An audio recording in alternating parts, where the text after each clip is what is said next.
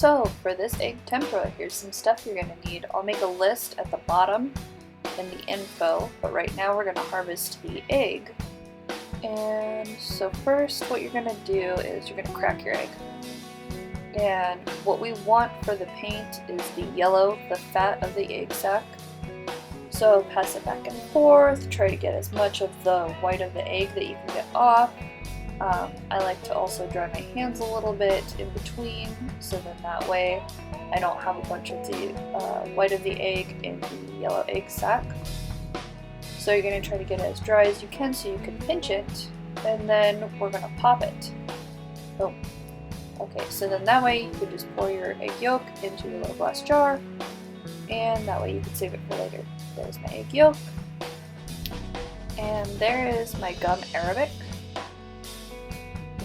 And I have just some pigments. I have a lot of different pigments. I like to save some of them in the pill boxes because it's more portable.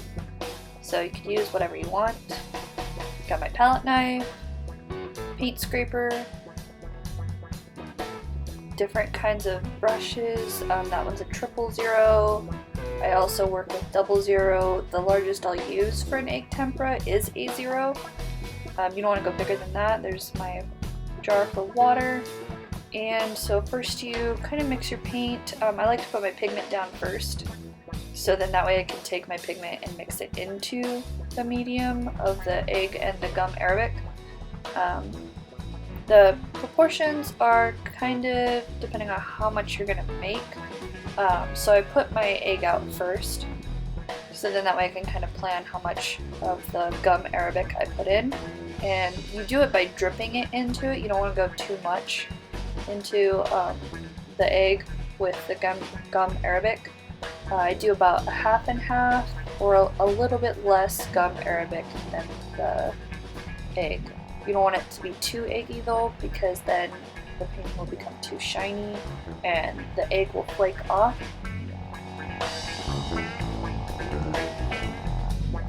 Traditionally, you paint by hatching and cross-hatching.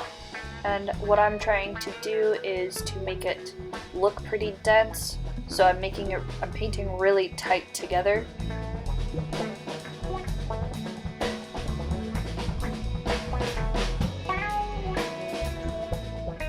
You're going to try to also keep in mind to keep your hand off of the clay board.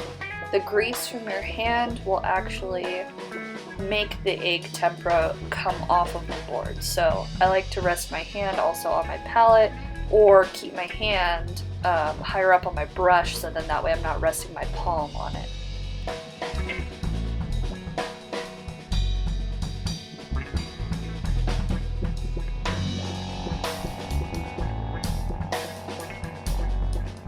So you also want to try to work a little bit thinly, because what I'm doing here is, so I'm going to be building in layers, and with egg tempera it's great because you can still see the colors that are beneath. So I like to do an underpainting first, and then I work from that upwards to add in my highlights and details. So right now it's just mainly the values.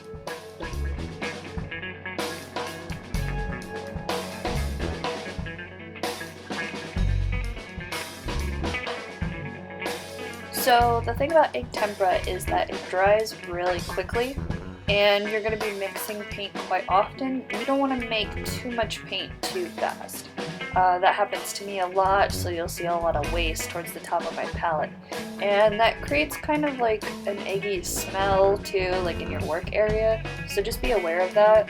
Try to make as little as you can, but also be able enough to cover the area. It's better to have fresh mixtures anyhow when you're painting. You don't want to use anything that's been sitting for a while. It'll get too tacky and you'll start pulling up some of the paint that you have already laid down, which creates a problem when you're layering, because you can't really fill the areas you pull back up too well. It'll look a little bit patchy. Always remember to change out your egg at least every other day.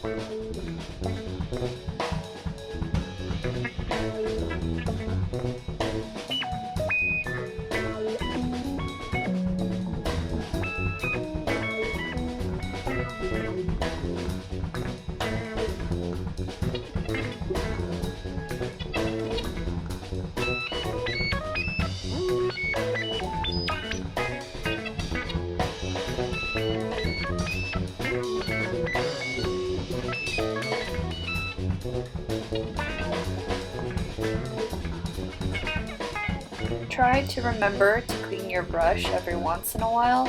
It'll help get the old egg out of your brush and you'll get smoother strokes.